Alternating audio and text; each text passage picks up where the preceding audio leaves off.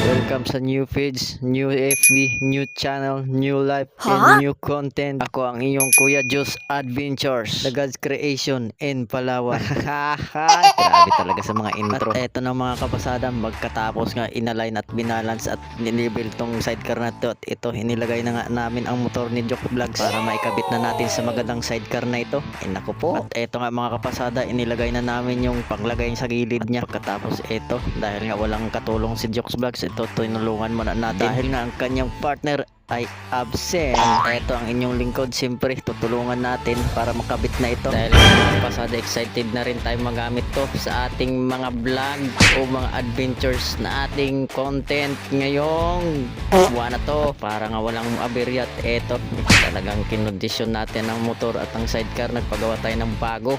Talaga naman napakasimple lang nga niya ng pagkat ni Kuya Joe Vlogs. At eto, kanya ng inispatan para nga maidikit na ito sa kagilid ng ating motorsiklo. Ay ala batanggin nyo na itong salita ko.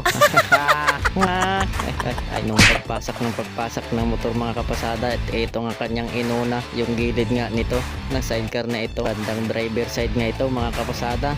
Talaga naman at ito sinubukan kong upuan sakto lang sa bandang likuran dahil nga namamasada rin tayo at baka magreklamo yung uupo sa back ride.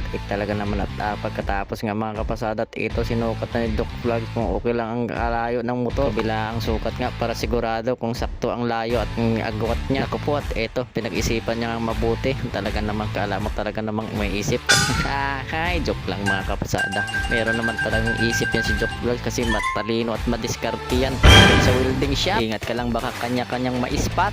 Hi, joke lang. Pagkatapos nga ispatan, at ito kanya nang pinuto yung mga hanger clip na to. Ito ngayon pagkagapitan ng malalaking tornilyo. Pagkatapos nga putulin, hati-hatiin, at ito sinukatan niya na ang bakal brace papunta sa motor. Inispatan ng matibay at mainam. Ay talaga naman sa pamilya nga mga kapasada, kailangan talaga pulido para nga hindi bumitaw ang bakal nito. Tulad mo mga kapasada, hanggang ngayon matibay ka pa at kumakapit ka pa. Kahit anong pagsubok ay kaya mong harapin naman ka man at harangin. Ang pangarap ay talagang kaya mong tuparin dahil nga kapit na kapit ka mga kapasada. Kapit na kapit ka sa pagtitiwala sa kanya. Siyempre sino pa kundi si Papa G. Dahil nga hapon na mga kapasada, at ito motor lang ang na-align na muna natin dahil na ang oras ay kukulangin. Siguro nga itong mga kapasada mailabas natin mga Lunes, kung hindi mga Lunes mga Martes.